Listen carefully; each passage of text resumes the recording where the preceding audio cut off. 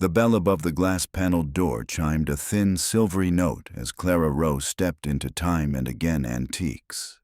The smell of lemon polish mingled with the must of old upholstery. Filigreed mirrors reflected dusty chandeliers and aisles cluttered with everything from Bakelite telephones to tin toy rockets. Clara had passed the little shop on Larkspur Street for months on her walk home from the law office, always intending to wander inside but never finding an excuse until that Friday, when the sky threatened rain and she needed somewhere to wait out the coming shower.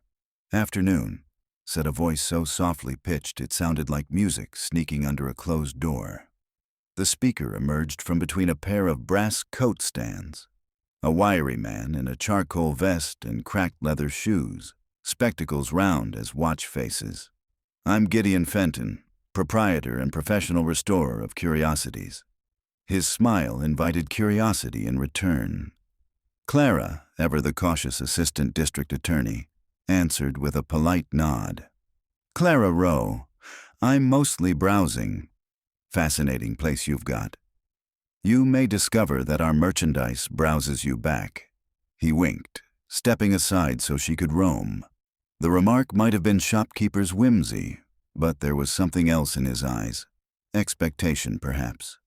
Clara drifted through narrow lanes of lamps and lacquered chests until she found a display that stopped her cold. Against a velvet backdrop sat a half-circle of tabletop radios, all 1930s Philco and Zenith beauties, polished walnut cases gleaming under pendant bulbs. A handwritten sign announced, "Vintage radio still singing." "From tomorrow," she laughed, assuming a pun. Yet beneath the words, another line in smaller script read, "These sets receive broadcasts transmitted exactly 24 hours ahead. Ask for demonstration." Gideon materialized at her elbow, as though summoned. "Would you like to hear tomorrow's news, Ms. Rowe?" "Does anyone ever fall for that pitch?" she asked, examining a Zenith with Art Deco grillwork. "I wouldn't phrase it so cynically," he said. "I present a peculiar service, and the right patrons find extraordinary uses for it. Weather forecasts, stock tips, though we discourage market manipulation." He tapped a brass plaque. "For enlightenment, not enrichment. Audition one set, no charge." Half amused, half charmed by the theatricality, Clara sat on an upholstered stool. Gideon switched on the Zenith. Tubes warmed, emitting a honeyed glow. Static fizzled, then a clear male voice spoke. "You're listening to KFWC Morning Digest for Saturday, May 14th, 7:05 a.m. Temperatures today will reach a high of 72. Clara's jaw slackened. Saturday? But it was Friday, the 13th no less. She pulled out her phone. 7:05 p.m., May 13th. Exactly 12 hours out. The date aligned only if the broadcast was indeed tomorrow morning, and she was hearing it tonight. Gideon adjusted the dial. Snippets of talk shows and commercials crackled by. A gardening program discussed a demonstration scheduled this afternoon in a town square currently closed for renovation. She knew. She passed the fenced plaza daily. "That's pre-recorded content," she argued. "Could be scripted days in advance." "Fair critique. Allow me to find something less rehearsed." He tuned again. A sports announcer recapped a baseball game between the Mariners and Astros, concluding, "Final score 6-4, thanks to Martinez's walk-off double in the 10th inning. What a night." Gideon faced Clara. "That game has only just started, I believe." Clara's father was an avid Mariners fan. She texted him for the live score. 2 minutes later, his reply read, "Bottom second, 0-0. She stared at the phone, heartbeat quickening. Gideon lowered the volume. "I won't ask for belief, only that you trust your own senses. If you wish to purchase, the price is $800, including maintenance." She laughed again, but more nervously. "800 for a magic radio?" "For a window," he corrected. "That shows you what most people can't see until it's too late." Lightning flickered outside. The storm arrived with a drumroll of thunder. Clara hesitated. Her boyfriend Marcus often teased her for lacking spontaneity. She returned everything on schedule. The library books, the Christmas ornaments, even affection. Maybe this was a harmless indulgence, a way to gift herself a story to tell at dinner parties. "Does the window ever misbehave?" she asked. "Never deliberately," Gideon said. "But remember, time is a river. We can watch the water upstream, yet stepping into it might stir the current." He wrapped the zenith in brown paper striped with gold thread. "Treat what you hear responsibly, Ms. Rowe." She paid. The radio's weight created an odd comfort in her arms, like carrying a purring cat in an antique shell. Rain hammered down as she hurried 3 blocks to her apartment. Inside, she made tea, set the zenith on the kitchen counter, and powered it up. There sat Tomorrow again. Ginger ale commercials, first-person monologues about weekend brunch spots, and a breaking bulletin about a chemical spill that hadn't occurred yet. She listened until after midnight, scribbling notes on legal pads. When fatigue closed her eyes, she murmured, "I'll verify in the morning." The Mariners game? Exactly 6-4. Martinez with a 10th-inning double. The chemical spill? A tanker truck overturned at 3:10 p.m., just as the radio had said. As Saturday unfurled, every forecasted snippet unfolded true. Wonder evolved to purpose. Clara considered the radio a research tool, a way to warn clients, perhaps even preempt crimes. She envisioned phoning detectives with anonymous tips, saving lives before the law caught up. She told Marcus she'd bought a quirky old collectible, leaving out its special talent. He would call her gullible. That night, Saturday, the radio waited. She poured a glass of wine, opened her notebook, and flicked the switch. Static greeted her, then a voice, cool and measured, like someone reading obituaries.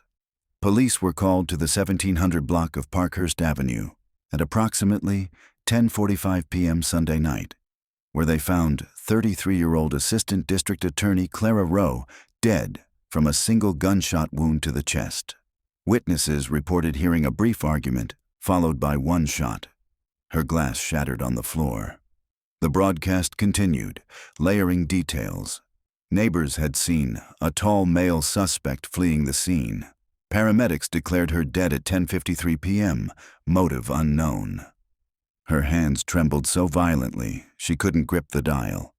"This can't, no," she whispered. But the announcer persisted, listing her accomplishments at the DA's office, her volunteer work, her surviving family members. The segment concluded with an invitation for anyone with information to contact homicide detectives. Silence followed, thick and absolute. Clara pressed her palms to her ears. Tomorrow at 10:45 p.m., someone would murder her. The radio never erred. She forced herself to breathe. Count 4 in, 4 out, like her therapist taught after the Robshaw case last year. Then she replayed the broadcast by adjusting the tuning back a fraction. Same chilling report. She wrote the time, the address, her own building, and the description. Tall male suspect. That fit half the city. Could it be a mugger, an angry defendant, Marcus? No, but he was 6'2". Her first instinct was to call police, yet how to explain? "I heard my future death on a magic radio." Her colleagues would question her competency. Defense attorneys would have a field day. She needed verification. Maybe the radio had glitched, cross-fading fictional drama with news. She steadied herself, dialed to another station. Local talk show tomorrow afternoon, discussing an ongoing mayoral scandal. She checked online archives. The episode didn't exist yet. It was the future again. The error aligned with everything else. Fear pressed hot fingers into the base of her skull. She needed help, and there was one person who understood the device. Clara snatched her coat and the wrapped radio, hailed a cab, and rode across town to Larkspur Street. The neon open sign glowed though the hour neared midnight. Inside, Gideon was oiling a grandfather clock. He looked up, and his eyes, usually tranquil, flared with alarm, as though he expected her. "I heard a disaster," she blurted, voice raw. "My disaster. Tomorrow night someone kills me." He set the oil can aside, folded his hands atop the clock's mahogany lid. I feared you might receive unpleasant content. Unpleasant? It's a homicide. She slammed the zenith onto the counter. Tell me this isn't real. He sighed. Tomorrow's broadcasts are not prophecies. They are facts observed early. Events can still be changed. How? She leaned forward. If you know something, tell me. Gideon opened a drawer, removed a faded ledger. A handful of customers have confronted such foreknowledge. Some succeeded in altering it, but meddling carries hazards. The river of time resists. He turned the pages, revealing entries. Carol M. Averted car accident but broke leg. Stephen R. Prevented robbery. Robber shot bystander. The future compensates. Compensates? That's philosophy. I want practical advice. He met her gaze. First, remove yourself from the frame of events. Do not be at the place and time the broadcast outlined. Second, take precautions. Involve authorities discreetly, or invite witnesses so the act cannot occur unseen. Clara processed quickly. Tomorrow at 10:45 p.m. she would avoid her building entirely. She could attend a late screening across town surrounded by strangers. Traveling with Marcus might complicate things, but it also provided alibi and muscle. Third, Gideon said, consider the radio retired. The more you monitor, the tighter the knot becomes. I suggest you leave it here. She shook her head. It might give clues. Suspect identity. Motive. Or so new dangers. The device reveals only headlines, never full stories. Obsession can destroy you faster than the bullet. Clara pictured herself glued to the speaker for scraps of tomorrow, ignoring the present until fate circled back. She sighed, sliding the set toward him. Keep it safe, she said, though part of her felt like amputating a limb. He wrapped it carefully, labeling the box with her name. I'll hold it until you decide. Outside, the rain had stopped. Midnight air tasted metallic. She phoned Marcus, voice taut. Let's go away tomorrow, she said. Spontaneous trip, ferry to Bainbridge, stay at that inn you like. He was pleased, though surprised by her sudden daring. Absolutely, I'll book tickets. She slept fitfully, waking from dreams of gunshots echoing down endless hallways. At dawn, she drafted an email to her friend Detective Marisol Vega. Got troubling info, potential threat to my safety. Need patrol presence near my building Sunday night, 10 p.m. to midnight. Will explain Monday. Vega replied with a thumbs-up emoji and stay safe. The day rolled on with island plans, but dread stalked her. While packing, she found corroborating evidence. The talk show about the mayor aired exactly as heard. Proof, yet no comfort. Marcus picked her up at 3. They boarded the ferry at 4. The salty breeze and gull cries eased her anxiety. Over seafood dinner, she debated telling him. Honesty would risk sounding unhinged, but silence felt like betrayal. Finally, in their inn's small sitting room with a fire crackling, she confessed. There's this old radio, she began. His eyebrows lifted skeptically, but he let her continue. She recounted the future broadcasts, the Mariners' game, then the obituary. When she finished, Marcus exhaled slowly. You're serious? I know how it sounds, but everything I heard came true. He rubbed his forehead. Okay, let's assume it's real. Then we're safe here, right? Ferry's last boat back leaves at 9:30. Your murder was set for 10:45 in the city. That's the idea, she said. Detectives will watch my building anyway. He took her hand. Then we'll keep each other awake and toast to beating destiny. They did. Board games, cheap champagne, and a deliberately noisy TV filled the evening. Marcus occasionally glanced at his watch. Clara pretended not to. 10:45 arrived, accompanied by the inn's grandfather clock chiming 11 muffled bells. Nothing happened except a couple down the hall arguing about room service. Midnight passed. Clara dared to breathe relief. We did it, she said, kissing Marcus. He grinned. They slept, bundled together under a quilt, sea wind rattling the windows. Morning sunlight painted stripes across their legs. Clara checked her phone. No missed calls. She wept quiet tears of gratitude and texted Detective Vega, "Everything fine. Thank you." On the ferry home, she imagined returning the radio to Gideon, leaving it forever. But a flicker of curiosity persisted. What had occurred around her apartment while she was gone? She told herself not to wonder. Yet temptation nipped like the chill off the water. They reached the city near noon. Marcus offered to drive her straight home, but Clara insisted on stopping at the shop first. "Closure," she explained. Time and again antiques looked unchanged, but inside, atmosphere crackled like ozone before lightning. Gideon stood at the counter, face pale. "Ms. Rowe," he said, and something in his tone made her blood run cold. He produced the zenith, plug coiled like a serpent. "Perhaps you should listen before deciding."